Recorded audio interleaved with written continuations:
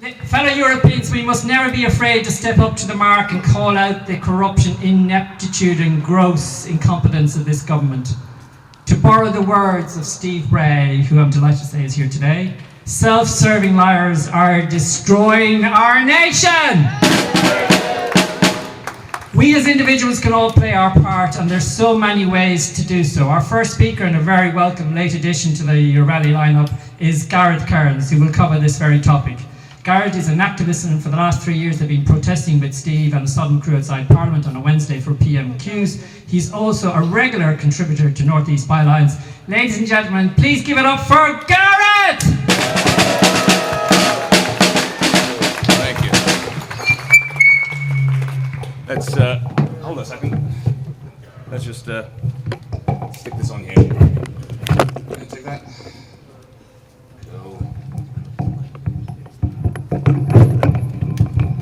Of course, it's the wrong side. Right. Yeah. Right, before we do anything, just because it can't be said too often. Self-serving liars are destroying our nation!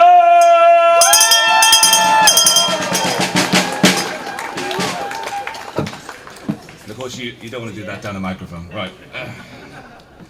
Now, I do. Now, it's too easy to accuse this government of leading us into fascism. It is too easy to do this, in the same way it's too easy to say that pushing someone into a meat grinder is wrong. It obviously is. There's no question of the matter.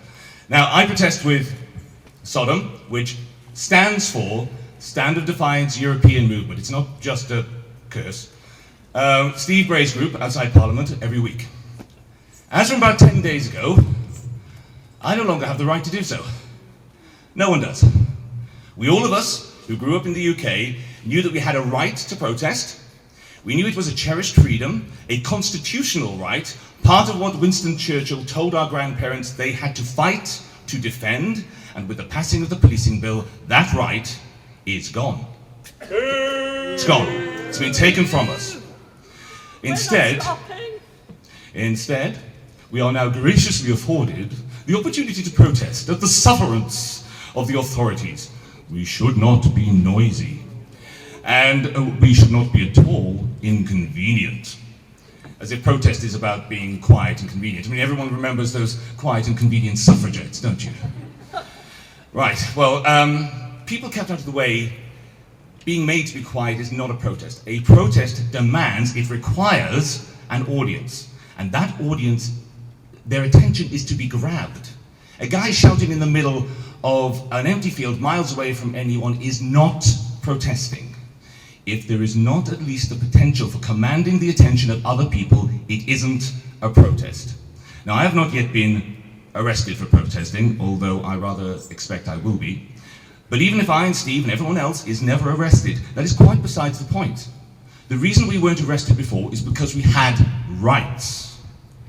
Our admittedly uncodified constitution maintained we had a right to protest. And the constitution still does, but it is uncodified, unwritten, and we already know what this bunch of clowns think about the conventions of our constitution. We all remember prorogation. The reason we aren't arrested now is just because it doesn't suit the powers that be to arrest us for the time being. That is alien to the British public life in living memory. And it tells us that the very nature of Britain has fundamentally changed. What we are straying into is fascism. Now, but others here are going to take you further into that. I'm concerned with the meat and potatoes, feet on the floor, feet on the ground response. We need people on the streets. We've done it before. I bet most of us assembled here were on one or other of those giant marches. Yeah? Of course.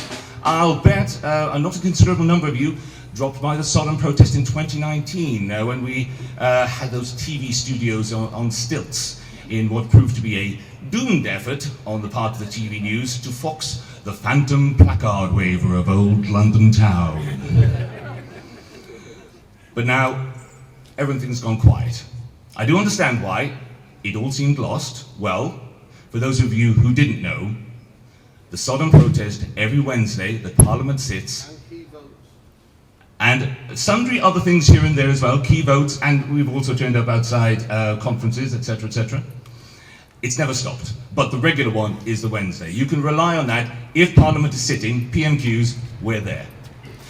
And we're getting ever more support from passers-by. We appear in the British press every week. Indeed, in the international press with ever more frequency. Sodom provides the iconography of dissent in this country. Steve in his top hat, waving placards behind news presenters. The magnificent placards of Peter Began that are a work of art in themselves. He's here, but I don't think he's got a placard. I think he's flying a flag today. But they are a work of art in themselves.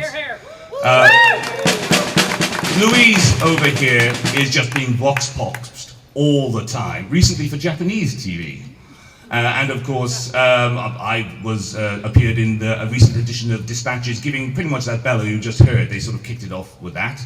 And of course, we have Sylvia's videos.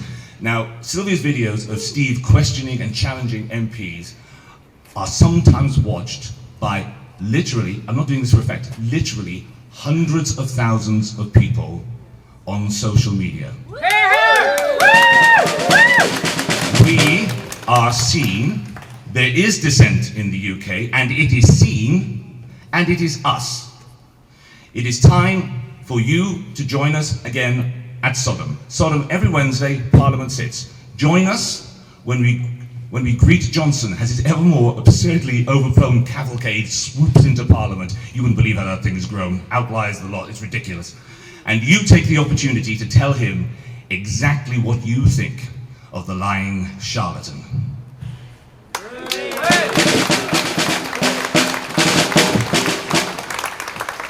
Thank you, Gareth.